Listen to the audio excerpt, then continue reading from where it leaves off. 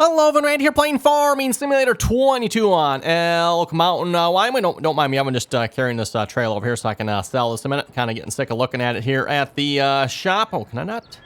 Oh, wait, there it is. Yep, I was gonna say, thought you could sell it here. There we go.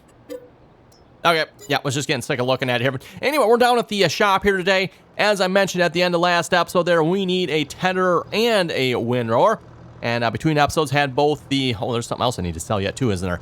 Had both the John Deere 7710 and the Kubota tractor head down here, so each one can grab an implement.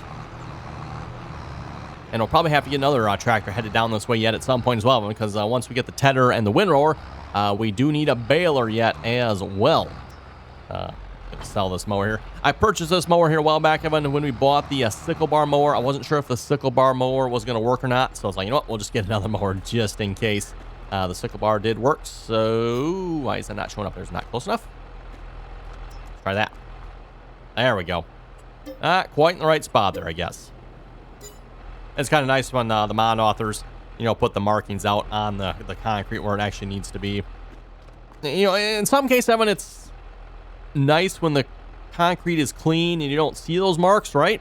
Because obviously you would never see those in real life. But at the same time, in the game here, then you know where you actually need to have something, where your tractor needs to be parked, where the piece of equipment needs to be, so you can actually, you know, access it through, you know, whether you're configuring it, repairing it, painting it, selling it, whatever you need to do with it, right? Anyway, let's head to the shop here. I haven't seen what we got for some tedders and windrowers here. So, tedders, what do we want to look at here? Oh, that's an interesting one. That's probably for the... I bet you that's for the John Deere mower, I bet. Oh, we got a Kubota one. That might be worth looking into, Evan. Yes.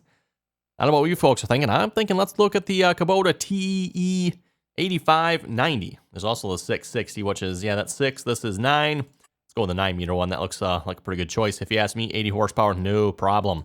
And we can put that behind the Kubota tractor, too, yet. Decals new, old. Ah, there. Okay. Oh, no. Oh, there's an option for none. Okay, well, I think we at least want some. So let's go with the new decals. Looks pretty good to me. Yep, we'll just buy it like it is. I like it. No, that was easy and quick, everyone. I'm going to assume there's probably going to be a Kubota windrower as well. Yep, there is. I don't know if we want to go with that one or not. We'll see once here, everyone. What is this one here? That one looks interesting. A Vermeer. How wide is that? 8.5 meters. Hey, that seems like a decent width if you ask me, everyone. I think let's give that a try. From the Vermeer pack. We also have, I think this is the one that's supposed to go on the front, right? Yep. So you can put that on the front of the baling tractor. I don't think any of our tractors have front 3 points, so that most likely would not work with our current equipment. Anyway, let's grab the Kubota tedder here. We'll put that behind the Kubota tractor.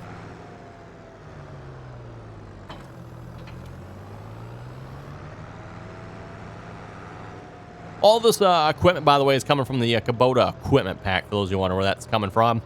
So there's a pack of Kubota equipment out there. Really nice pack. Gives you, like, all kinds of stuff in it. Let's see. Farmyard. Yep, we want to go back to the farmyard again. I believe there's even, wasn't there a baler as well, if I remember correctly? Let's double check that here a minute. Yes, there is a Kubota fast bale. I don't know if I want to do round bales. I mean, I guess we could. I don't know, we might just do round bales, because, you know, give that baler a try. 125, I think that's the small bales, isn't it? Yeah, because the John Deere here, the 560, can do the 180 centimeter bales. So this is probably just the 4-foot baler, which would make sense. It looks like it's a small, shorter little baler. Nothing necessarily wrong with that, I guess. I'm not sure how much the 125 centimeter bale can hold, though.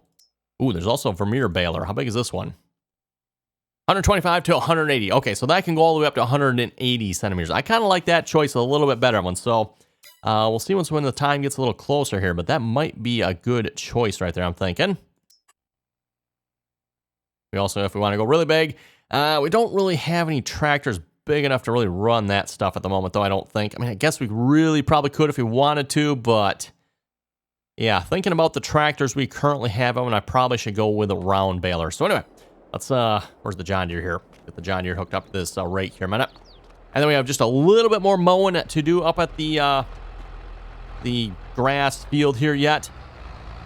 That should give us time for the tedder and the windrower to make their way up here. Just a couple more passes and we'll be done up there.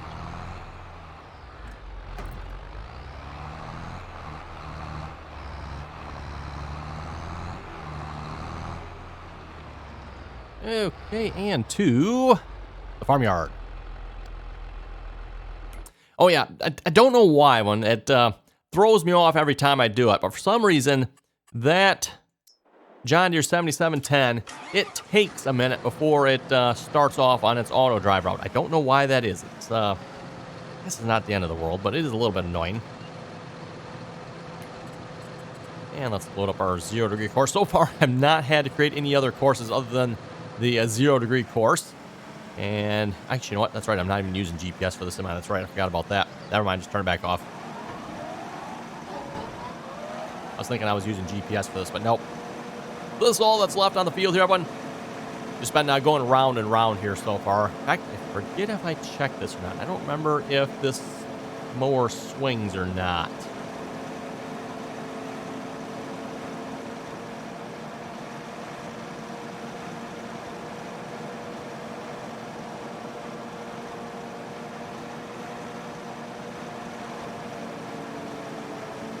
Like I said, a couple passes here, and we should have this wrapped up pretty quick. And then once we're done with this tractor, what we'll probably do, Evan, is I'll have this tractor with auto drive head down to the shop. We'll pick up our baler here with this tractor.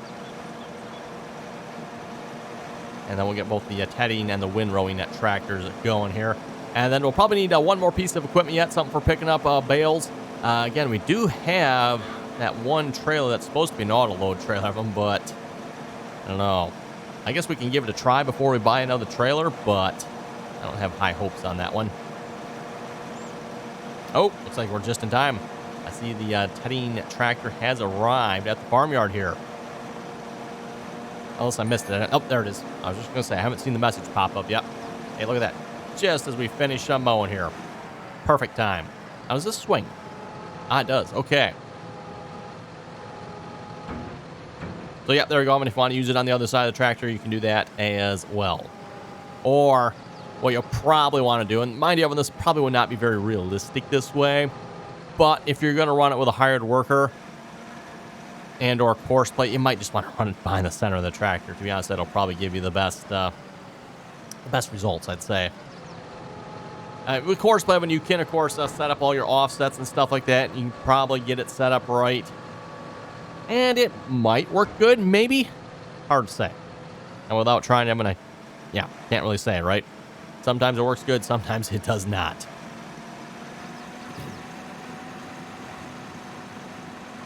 Thinking I maybe need to put up one more shed here. One shed for all our baling and hay equipment.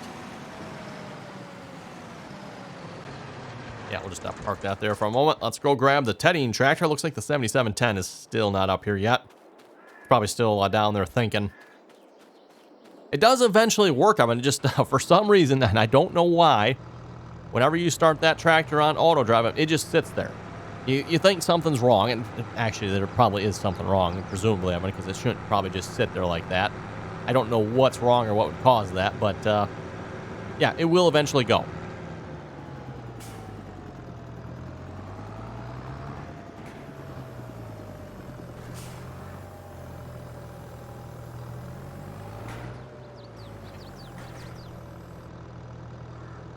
Okay, we're ready to make some hay.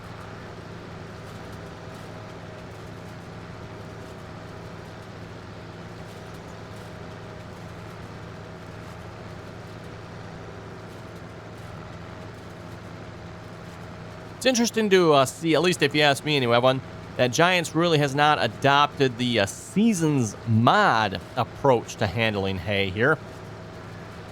For those of you who've played with the actual Seasons mod before in previous versions here of the game, when it came to hay, hay was more of a time thing. Like, you actually had to wait for the hay to dry, which is obviously a lot more realistic that way, of course. When it comes to hay, it's not just going to be dry through the tedder here and it's instantly dry. That just does not work, it's more of a time thing.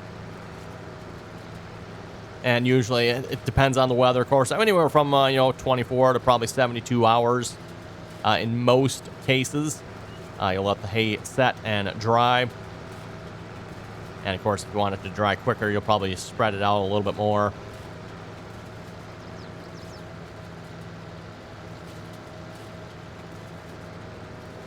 And at least around where I live, a lot of times, I mean, you don't really see equipment like this being used very commonly. The tedders, usually it's just a rake.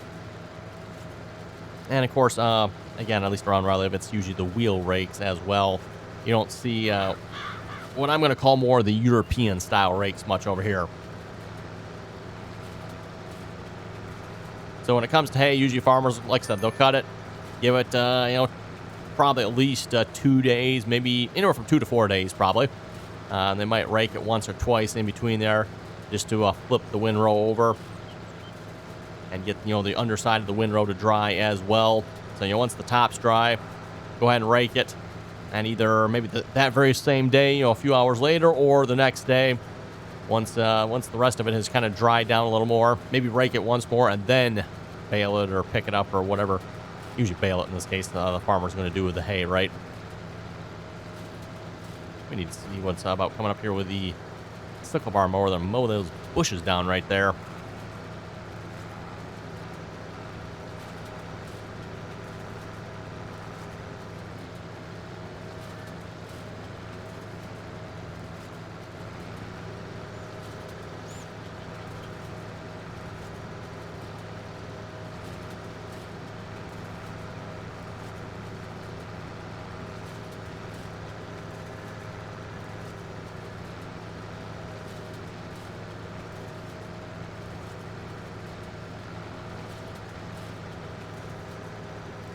Curious if the John Deere's made it up here yet or not. I haven't seen any messages about it, have I? Hopefully it's still not sitting down by the shop there yet. That would be a little bit annoying. Of course, we're probably not quite ready for it yet. Definitely need to get a little bit more ground tedded here before we start raking it up into a windrow.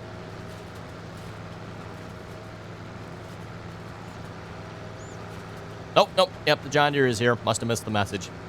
Doesn't surprise me. I usually do.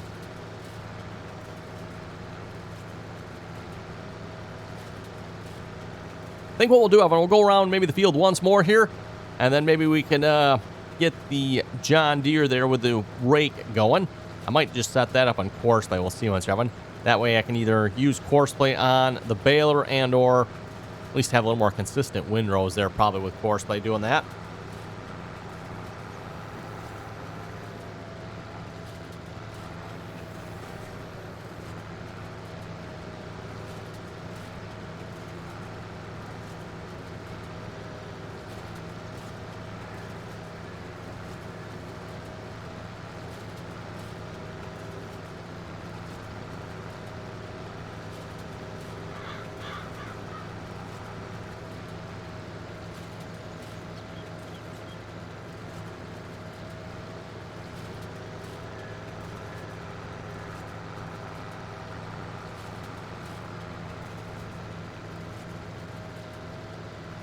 And you know what? While we're going around the field, Evan, maybe I should load up some comments here a moment. See what people have been saying in the comments. Speaking of which, by the way, before we get to the comments here, hopefully everyone had a great Thanksgiving weekend here this past week, as well as a safe Black Friday shopping experience, at least if you went out into that the craziness. I know me and the wife, we went out just briefly there, picked up a couple of items, not necessarily for the sales. We just had to pick up a couple of items in general. And, yeah, I think we found a couple of good deals while we were out there as well. Fortunately, it wasn't too crazy while we were out. We did go a little bit later. I would say later when the, the craziness has subsided, right? Me and the wife, we weren't into any of that, getting up at 3 a.m. in the morning crap and sitting outside the door, waiting for the doors to open. And no, thank you. But no, thank you. I'm noticing here the tedder, I don't know if folks saw that here a little bit back there. Looks like it was missing a couple spots here and there. That's not so good. I'm not sure what's up with that, but that won't cause us too much issue.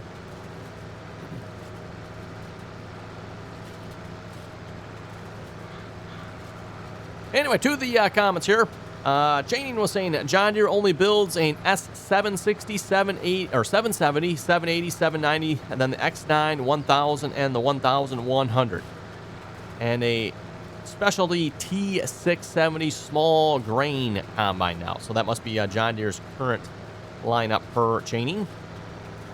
John Deere's current combine lineup, I should say. He was also saying, but you need to run some red equipment for a change. Red equipment? Ew. Nasty. Even if it's on sale, why would you buy it?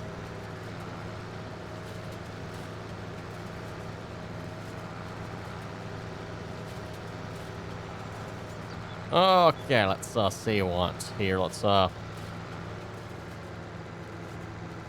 yeah, I probably should really do one more headline, but I think we can probably keep up with the rake here, I would think. So let's grab the tractor here.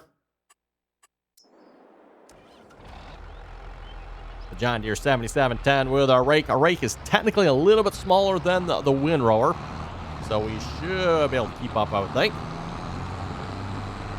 And then, like I said, I think I'm going to throw this on course play here, and we'll probably just keep on raking ourselves here. I don't know if we'll quite get to the baling here this episode or not. Depends. I guess I could throw course play on the rake as well, couldn't I? Then we can go pick up a baler. Might do that too. We'll see once here, everyone. We will see once here. Wow, this, I thought the tedder was bigger. Am I mistaken in this? This rake looks much bigger than the tedder. I thought it said it was like 8 meters or something. Yeah, 8.5 meters. And the tedder I thought was 9, right? That's what it says. Okay. Maybe I'm just overlapping a little too much here or something. That definitely does not quite, looks, yeah, whatever. Anyway. Okay, course play, you're up. Get rid of the course we have currently loaded here. And let's do probably 3 headlands. Should be pretty good. 7% overlap. I changed that back down to the default, by the way. We don't need no 25% overlap here with this, I don't think. Generate a course for that. Oh, wait, that is not the right work with. Try that again. That is definitely not the right work with.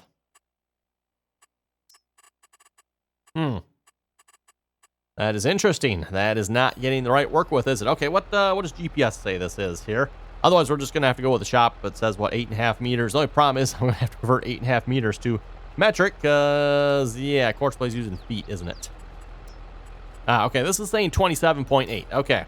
I don't know why course play is getting a different width than what GPS is here. I have seen that happen in the past. I don't, again, going to the modding part of things, I'm not entirely sure. I don't know where course play gets its width number from, and I don't know where GPS gets its width from. Not entirely sure on that one, everyone. See, we're what, 27, right? Let's see, can I mouse wheel this? Nope. Gotta click it. Yeah, that's kind of annoying. Yeah. Oh, you can actually, okay, so I can just do 27. Perfect. Or 26.9, I guess. Actually, we could probably bump that up. Yeah, we'll go 27.2, sure. Okay, generate that course. That should be pretty good. And just to confirm, that was, yeah, 27.8 it says. Okay, that's what GPS says. And GPS, at least in my experience, is usually pretty much accurate, everyone. Usually not wrong very often. For that matter, course play usually isn't wrong very often either. So I'm kind of surprised to see that. I don't know why that would be, everyone. I mean, it is folded out. And I have seen that before. In fact, I think it was last episode when the mowers, everyone, if I remember correctly, when the mowers are folded up, it did not get the correct width until I folded them out and then it redid the width. Then it would get the right width as far as I know.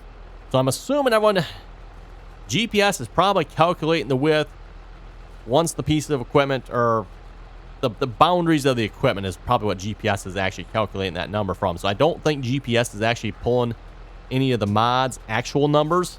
Because, again, in the mod, when you can specify the width of your piece of equipment. And I'm going to make a guess here that GPS is not using those numbers. It's actually pulling the actual set width as defined by the coordinates of the mod. That's my assumption. I could be wrong on that, but let's see. One more thing I want to do here. Course play. Let's see what's here. We want to create a new folder here. We'll call this grass field 1. In case in the future we have any more. I don't know if we will or not, but then we'll save that course. Let's see what's here. Rake. bale 27 feet. Usually I always put meters in there, but in this case, yeah, horseplay is actually working in feet, so definitely not used to that one. Definitely not used to that one at all. Usually, horseplay is always in meters. And for that matter, everything in this game is usually in meters or metric liters, etc., etc. Yeah, I'm thinking that rake looks bigger than this tedder, but maybe not. Maybe I just need to be a little better at usage on this tedder here.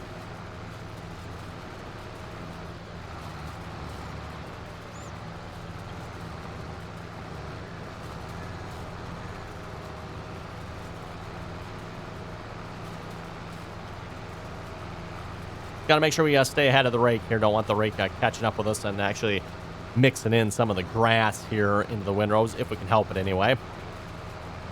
We want it all as hay. And technically, everyone, grass and hay in real life, I mean, it's all the same thing, right? Well, sort of. Hay is actually hay. Just the way the game defines it here, everyone. In the game, grass is wet hay, essentially. And then once you've dried the grass, it then becomes hay in the game. Now, of course, that's not quite how it works in real life. I'm pretty sure probably most people know that. But most of the time in real life, too, Evan, you're not typically just like mowing grass for your animals either. Usually it's something very specific that's been planted, at least around where I live. But usually it's alfalfa mixed with clover and maybe some other stuff in there. But usually alfalfa is the more common crop that is cut for your animals, right? And usually that's not necessarily referred to as hay either. Again, at least around where I live, hay is usually actually like more of a grassy hay. I'm not entirely sure how to explain that. It's a grassy vegetation. It's got more grass in it than anything, right? That's usually what's referred to as hay, which is kind of what we're doing in the game here, too, by the way. I mean, if you look at the grass, it's... Well, actually, in this map, I mean, I would say it does look a little bit different. It looks more like maybe an alfalfa field, but... Or a clover field might be more appropriate. I would say that's kind of what it looks like here in the game, but... Well, we better get ahead of this tractor, because I'm thinking on the next pass here, we're definitely going to have to do at least one more headland. I was thinking 3 headlands would be more than enough, everyone, but... I don't think so.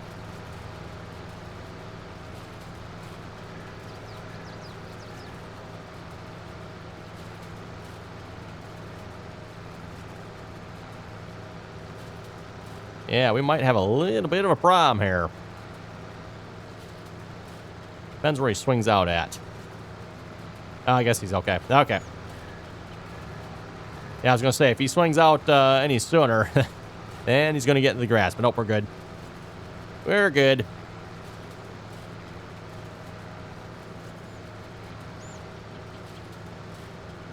Well, it looks like the rake's doing a good job, at least for the most part.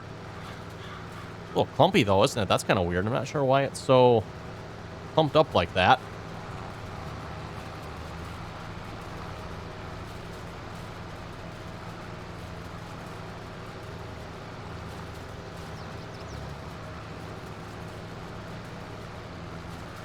Okay, well, let's see if I can pull up a few more comments while we're driving here. Of course, not using GPS, Evan, so a little bit harder to read comments and drive, especially when you're on a field that's basically almost like constantly turning here, right? Hetro saying, I think the combine bounce is exaggerated. Giants has this weight balance thing all messed up. The John Deere sprayer will overturn all the time now if you're not careful. Farming Simulator 19, and the sprayer never did that much as it does now. I don't know if I've used the John Deere sprayer yet. I'm assuming he's talking, was it the 732i or something like that, John Deere sprayer? Unless he's talking about the modded one. That could be as well, one of the self-propelled modded ones. Although if we're talking about a self-propelled modded one, I would probably tend to blame the mod author maybe a little more before I'd blame Giants for that one. But with that being said, I think Hetro does make a very good point there. The weights in the game here, everyone.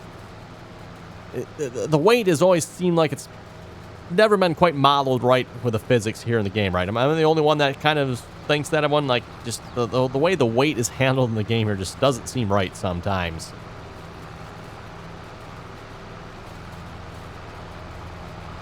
And again, going back and talking about the combine bouncing over the windrows there, that definitely seems to be very exaggerated. Yeah, it might get a little bit of a bounce going over windrows in real life, everyone, but I've never experienced or seen that much in real life, that's for sure. You're going to have some awful thick, awful heavy windrows to be experiencing that kind of bouncing. And keep in mind, at least in the game here, too, we're only using a 30-foot header, so it's not like we're running some 60-foot head and we got windrows from a 60-foot head behind the combine. No, it's only a measly little 30-foot. Oh, let's see. Should we do one more headland or should we start going up and down? I think we might do one more headland yet. I think it'd be good, just to be safe. I'm not sure where courseplay starts going up and down here. I haven't either, so I should probably maybe double check that because we definitely want to be starting about the same place that courseplay starts going up and down the field. It's one thing, everyone, when you're obviously running both pieces of equipment on this field here at the same time, we need to be a little bit careful about that.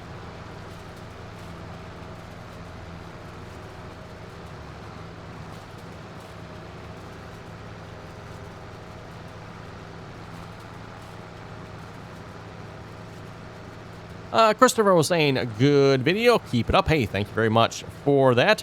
A reminder, too, here, by the way, if you're not already subscribed to the channel, make sure you click that subscribe button. And then once you are subscribed, click on that bell notification as well. Plus, if you'd like to check out some more RDAllen content, you can find myself over on Twitch. Again, that is RDAllen on Twitch.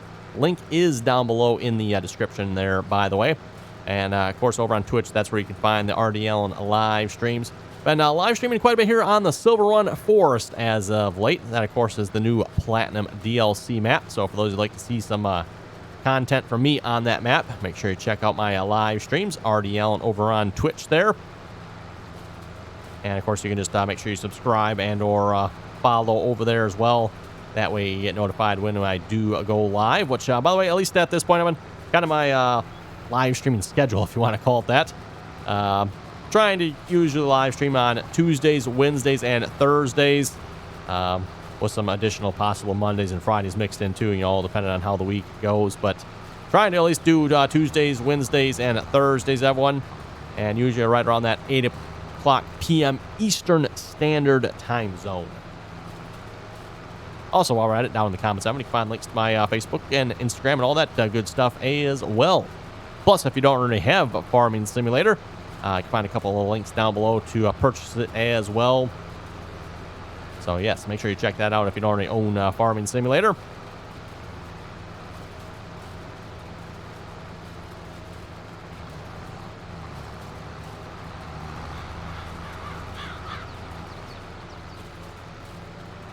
Yeah, not entirely sure where horseplay is starting from here, but I just have to kind of keep a quick eye on this here a minute. We should have enough done around the outside edge. We should be able to figure this out before it becomes a problem, hopefully. Otherwise, we'll just have to stop horseplay momentarily and be like, hey, we need to TED this here first before you rake it there, bud.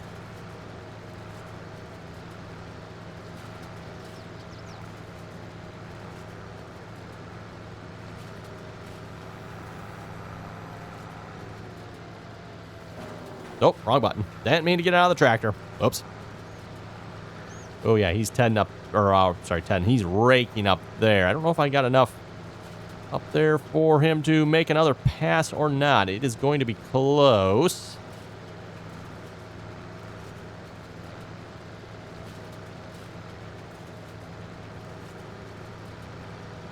Oh, I think we can make it, though. I think we can make it.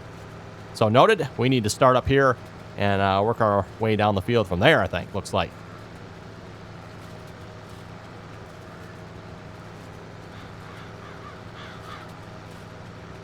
And again, we are wider, or at least we're supposed to be wider anyway. And actually, yeah, we should actually be wider because we did only set it to, well, it's 27? It's 27 feet, 8.5 meters. It's got to be right in there somewhere. For those who don't know, when it comes to converting from feet to meters, the really simple way is just to multiply by 3. That's not going to get you exactly the right number of them, but it's going to get you close. So, 8.5 times 3 is going to be what, 20... 26 and a half, or no, 25 and a half, right? 25 and a half. So again, like I said, it's going to get you close, everyone. It's not going to be right, but it'll be at least close.